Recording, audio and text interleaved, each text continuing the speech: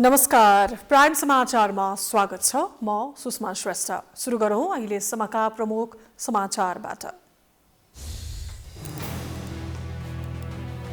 स्याङ्जाको भालु पहाडमा गएको पहिरोले सिद्धार्थ राजमार्ग अवरुद्ध, दर्जनौं सवारी साधन बीच बाटोमा अलपत्र, अवरोध पन्छाउने क्रम जारी।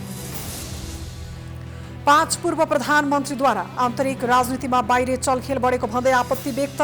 प्रधानमन्त्री ओलीले लोकतान्त्रिक गणतन्त्र र कानुनी शासनमाथि नै घात गरेको आरोप। विश्वका शक्तिशाली राष्ट्रहरूको समूह G7 को बैठकद्वारा पूर्वाधार निर्माणमा न्यून र मध्यम आय भएका देशहरूलाई सहयोग गर्ने निर्णय। चीनलाई रोक्न सबै एकमत।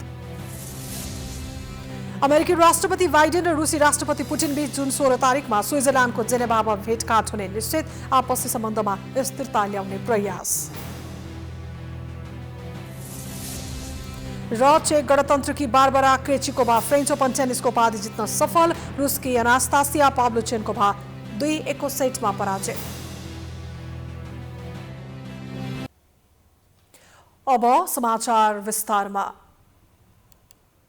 स्याङ्जाको भालु पहाडमा भएको पहिरोले सिद्धार्थ राजमार्ग अवरुद्ध भएको छ। गैराती आएको अविरल वर्षा र राजमार्ग फराकिलो बनाउन खनिएको सडकका कारण पहिरो गएको स्थानीयवासीले बताएका छन्। राति 2 बजे ठूलो पहिरो गएकाले राजमार्गमा चल्ने अत्यावश्यक सवारी साधन सडकमा नै अलपत्र परेका छन्। सडक खुलाउन पोखराबाट डोजर बोलाइएको जिल्ला प्रहरी कार्यालय स्याङ्जाले जनाएको छ। अहिले प्रहरी र स्थानीयवासीको पहलमा सडक खुलाउने प्रयास भइरहेको छ। बिहान 11 बजेसम्म सडक खुल्ने प्रहरीले बताएको छ। पछिल्लो समय सडक चौडा बनाउन राजमार्गको विभिन्न स्थानमा सडक खनिएका कारण राजमार्गमा यात्रा गर्न निकै जोखिम हुन थालेको छ। राजमार्ग अन्तर्गत बुटवल पोखरा सडक खण्डमा स्याङ्जाभित्र मात्र 1 दर्जन भन्दा बढी स्थानमा पहिरोको जोखिम बढेको छ।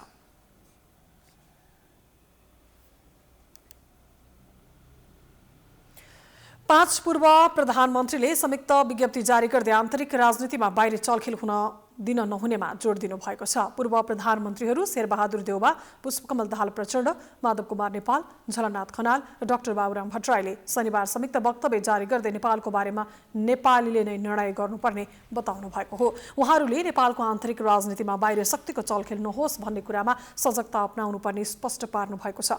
नेपालमा संवैधानिक व्यवस्था, कानुनी राज्य र लोकतन्त्रका आधारभूत सिद्धान्त एवं मूल्यहरूमाथि भइरहेको उपयुक्त प्रकारको निरङ्कुश हमलाका विरुद्ध ऐक्यबद्ध जनाउन पनि उहाँहरूले नेपाली जनता, नागरिक समाज र सम्पूर्ण लोकतन्त्रवादी शक्तिहरूसँग अपील गर्नुभएको छ। 5 पूर्व प्रधानमन्त्रीले ढुङ्गा, गिटी विदेश निर्यात गर्ने निर्णय राष्ट्रहित विपरीत र जनविरोधी भएको भन्दै फिर्ता लिन पनि माग गर्नुभएको छ। आगामी भदौ महिनाभित्र 14औं महाधिवेशन गर्नै पर्ने बाध्यतामा रहेको नेपाली कांग्रेसले फेरि महाधिवेशनको मिति सारेको छ। भदौ 7 गतेदेखिका लागि तय भएको मिति अब 16 गतेका लागि सारिएको हो। एक रिपोर्ट। नेपाली कांग्रेसले 14औं महाधिवेशन भदौ 16 देखि 19 गतेसम्म काठमाडौँमा गर्ने निर्णय गरेको छ। कांग्रेस सभापति शेरबहादुर देउवा निवास बुढानीलकण्ठमा शनिबार बसेको कांग्रेस पदाधिकारी र पूर्व पदाधिकारीको बैठकले महाधिवेशन कार्यतालिका संशोधन गर्दै केन्द्रीय महाधिवेशनको मिति 9 दिन पर सार्ने निर्णय गरेको हो। यसअघि भदौ 7 देखि 10 गतेसम्म महाधिवेशन गर्ने तय भएको थियो। बैठकमा सभापति देउवाले महामन्त्री मार्फत महाधिवेशनको कार्यतालिका नै संशोधनको प्रस्ताव गर्नुभएको हो। संशोधित कार्यतालिकामा क्रियाशील सदस्यता छानबिन समितिले अन्तिम सदस्यता सूची 2078 साल असार 20 गते भित्र पार्टी सभापतिलाई बुझाउने उल्लेख गरेको छ। त्यस्तै पार्टी सभापति मार्फत अन्तिम सूची 2078 असार 24 गते भित्र केन्द्रीय निर्वाचन समितिलाई बुझाउने भनिएको छ। त्यस्तै असार 6 गते हुने भनिएको गाउँ नगर ओडा अधिवेशन अब श्रावण 6 गते हुने पार्टी सहमहामन्त्री डाक्टर प्रकाश शरण महतले जानकारी दिनुभयो। गाउँ र नगरपालिका अधिवेशन श्रावण 11 गते, प्रदेशसभा क्षेत्रीय अधिवेशन श्रावण 16 गते, प्रतिनिधि सभा क्षेत्रीय अधिवेशन तथा 1 प्रतिनिधि सभा क्षेत्र भएका जिल्लाको अधिवेशन श्रावण 20 गते हुने कांग्रेसले जनाएको छ। संशोधित तालिका अनुसार प्रदेश अधिवेशन 2078 भाद्र 1 र 2 गते गर्ने प्रस्ताव गरिएको छ। सहमहामन्त्री महतले पदाधिकारीले तय गरेको संशोधित कार्यतालिका केन्द्रीय समितिमा पेश गरिने र छलफलपछि पारित गरिने बताउनुभयो। बैठकले पार्टीको महाधिवेशन संशोधित कार्यतालिका अनुसार गर्ने प्रतिबद्धता समेत जनाएको उहाँले जानकारी दिनुभयो। चुनौती छ। त्यसको बावजुद हामीले यो अधिवेशन सम्पन्न गर्ने चाहिँ अठोट गरेका छौँ। त्यसमा चाहिँ कसरी चाहिँ सम्पन्न गर्ने विधिको बारेमा त्यसको चाहिँ तौर तरिका व्यवहारिक कठिनाइहरूलाई चाहिँ कसरी चाहिँ झेल्ने बारेमा फेरि चाहिँ पार्टीमा चाहिँ छलफल हुन्छ, केन्द्रीय समितिमा पनि छलफल हुन्छ, गएर चाहिँ त्यसलाई अगाडि बढाउने पनि एउटा चाहिँ समझदारी भएको छ। त्यस्तै बैठकले सरकारले महामारीलाई सत्ता जोगाउने कवचको रूपमा लिएको निष्कर्ष निकालेको छ। कोरोना नियन्त्रणमा सरकारले जनताका लागि केही पनि गर्न नसकेको सहमहामन्त्री डाक्टर महतले बताउनुभयो। जनता मरिराखेका छन्, संक्रमित भइराखेका छन्। यो लकडाउनको कारणले अब खान नपाउने समस्याहरू आइसक्यो, राहत छैन, उपचार छैन, रोकथाम छैन। सरकारले चाहिँ एउटा चाहिँ रक्षा कवच सत्ता जोगाउने चाहिँ एउटा राम्रो एउटा अवसरको रूपमा चाहिँ उहाँले लिइरहनु भएको छ। योभन्दा दुर्भाग्यपूर्ण केही कुरा हुन सक्दैन। कांग्रेसले कोरोना महामारीबाट जनताको जीवन रक्षाका लागि गम्भीर बन्न सरकारको ध्यानाकर्षण गराएको छ। साथै छिटोभन्दा छिटो सबै नागरिकको पहुँचमा खोप पुर्याउन पनि सरकारलाई भनेको छ। कांग्रेसले केन्द्रीय कार्य समितिको बैठक असार 3 गते बिहीबार बोलाएको छ।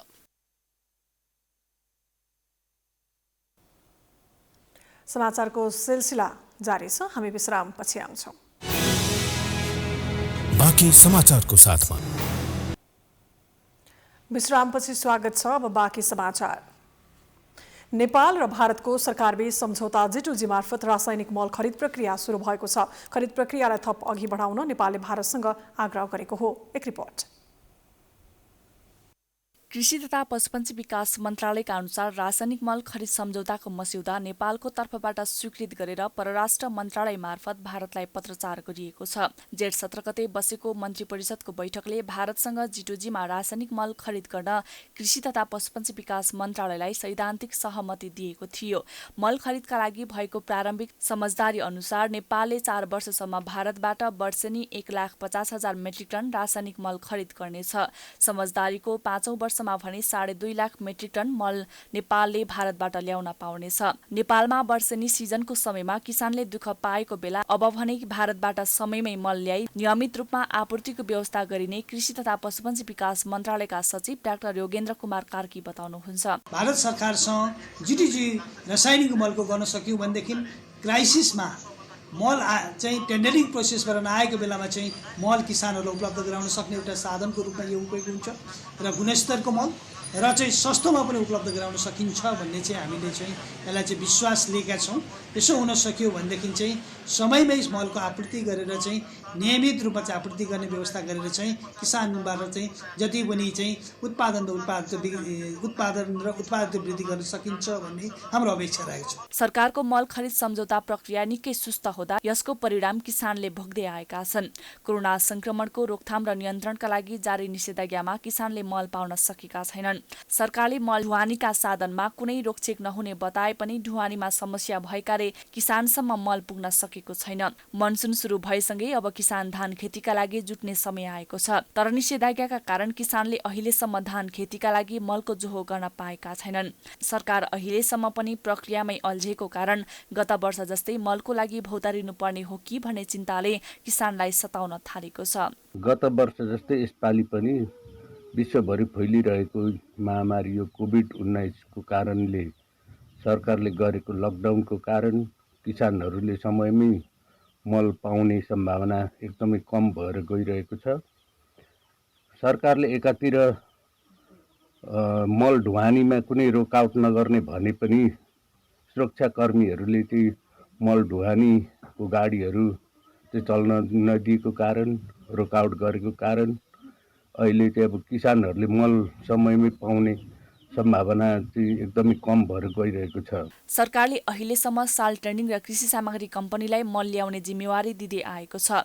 भारतबाट G2G मार्फत ल्याइने मलको जिम्मा कृषि सामग्री कम्पनीले पाएको छ। सरकारले मल यो वर्षलाई पुग्ने बताउँदै आए पनि किसान भने विश्वस्त हुन सकेका छैनन्। प्राइम टाइम्स टेलिभिजनका लागि क्यामेरामा राजु थापाको साथमा मनिषा भण्डारी, काठमाडौँ।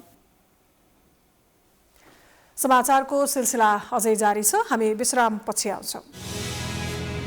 बाँकी समाचारको साथमा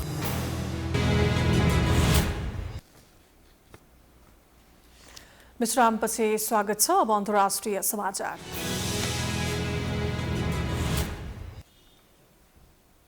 विश्वका शक्तिशाली राष्ट्रहरूको समूह G7 को बैठकले राम्रो पूर्वाधार निर्माण गर्न निम्न र मध्यम आय भएका देशहरूलाई सहयोग गर्ने निर्णय गरेको छ।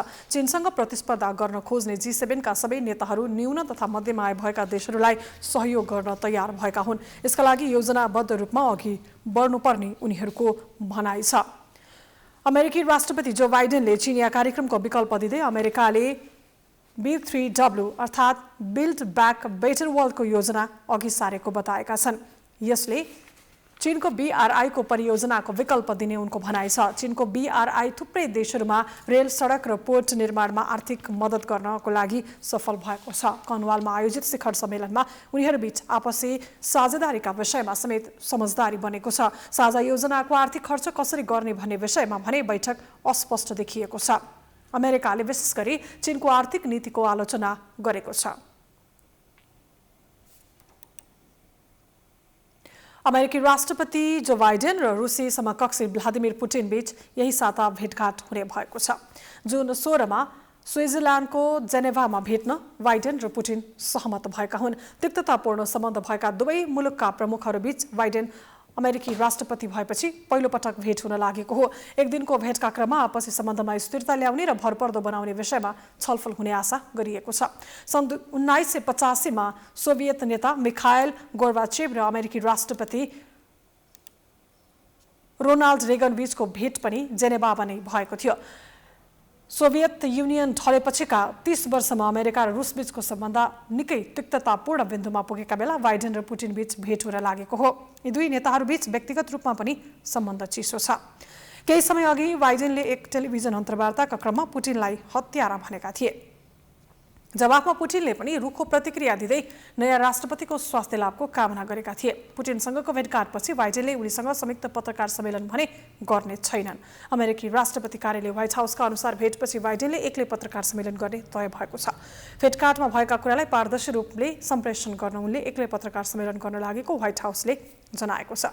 सन् 2018 मा पूर्व अमेरिकी राष्ट्रपति डोनाल्ड ट्रम्पले पुटिनसँग फिनल्यान्डको हेलसिन्कीमा संयुक्त पत्रकार सम्मेलन गरेका थिए।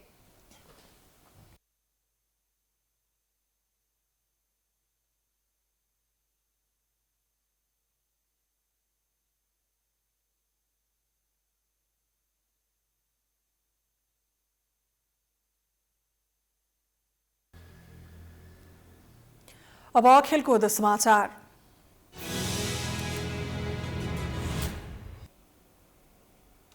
यस वर्षको फ्रेन्च ओपन टेनिसको उपाधि चेक गणतन्त्रकी बारबरा केच्रिकोभाले जितेकी छन्।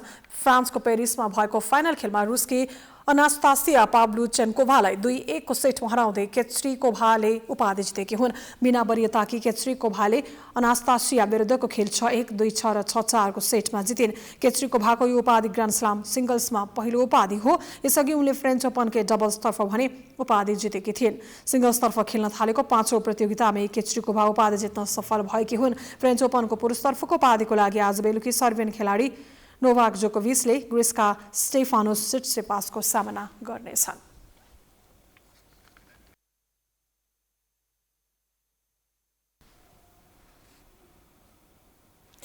यो सँगै हामी समाचारको अन्त्यमा आइपुगेका छौं। जाँदा जाँदै प्रमुख समाचार पुनः एकपटक।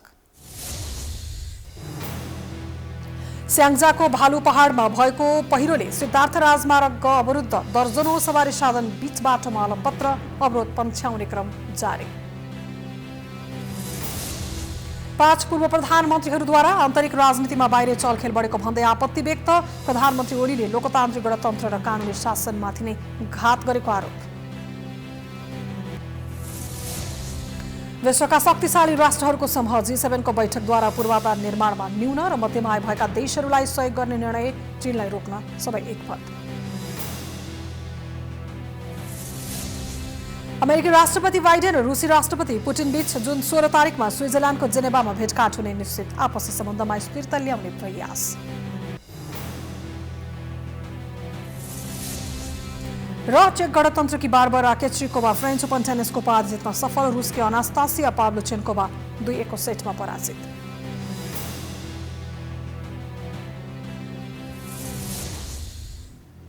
प्राइम समाचार अहिलेलाई सकियो। हेर्दै रहनुहोला प्राइम टाइम्स टेलिभिजन। नमस्कार।